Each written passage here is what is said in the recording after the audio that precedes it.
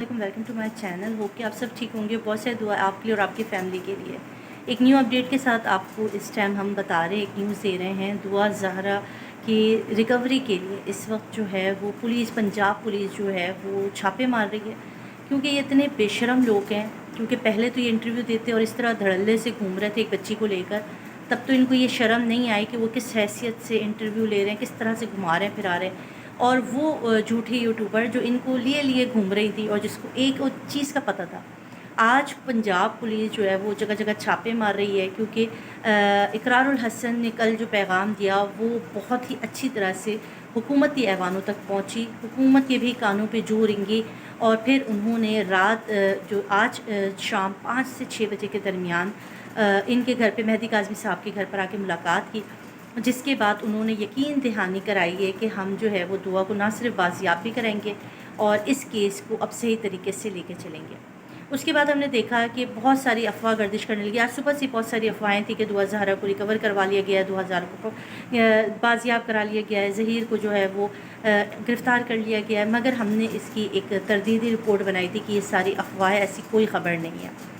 शाम 5 बजे के बाद, 7 बजे के बाद इस तरह की इतलात आना शुरू हो गई। जैसे जैसे इतलात आने लगी, इसी तरह से अफवाहों ने और ज़ोर पकड़ा और ये कहा जाने लगा कि दुआ ज़हरा ना सिर्फ बाजियाब हो गई हैं बल्कि पंजाब पुलिस की तहवील में।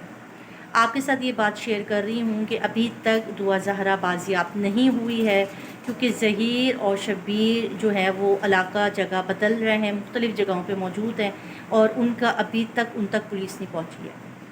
मैं एक सजेशन दूंगी कि ज़हीर और शब्बीर को गिरफ़्तार करने से अच्छा है कुछ ऐसे लोगों को गिरफ़्तार करना चाहिए जो कि सहूलत कारी का ज़रिया बन रहे थे, जिनको पहले दिन से पता था कि ये लोग कहाँ कहाँ होते हैं। तो शायद पुलिस को जो है बहुत जल्द इन लोगों तक पहुँचने में आसानी हो और बहुत जल्द ज़हीर और शब्बीर और दुआ ज़हरा को जो है वो पुलिस की कस्टडी में लिया जाए।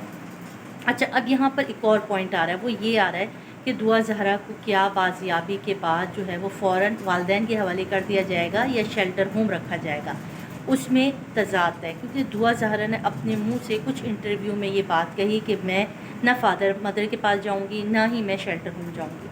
अब हमारा मौक़िफ़ ये है कि दुआ ज़हरा ने आज तक कोई भी बयान खुद से नहीं दिया। सारे बयान उसने कोई ना कोई इसको जो कहता था, समझाते थे, बुझाते थे, उस पर कह दिया।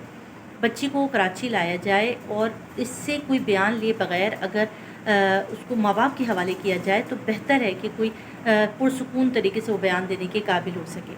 अभी तक दुआ ज़हरा रिकवर नहीं हुई। इस टाइम रात के 12 बज रहे हैं, 12 से भी ज़्यादा हो चुके हैं और अभी तक दुआ ज़हरा की रिकवरी के बारे में कोई रिपोर्ट नहीं आई। मगर उम्मीद है कि बहुत जल्द पुलिस जो है ना सिर्फ ज़हीर को और इनके पूरे गैंग को गिरफ़्तार कर लेगी, क्योंकि इनकी आगे बेल नहीं हुई भी। 14 को इनकी बेल एक्सपायर हो गई थी, जो हिफाजती ज़मानत ले रखी थी।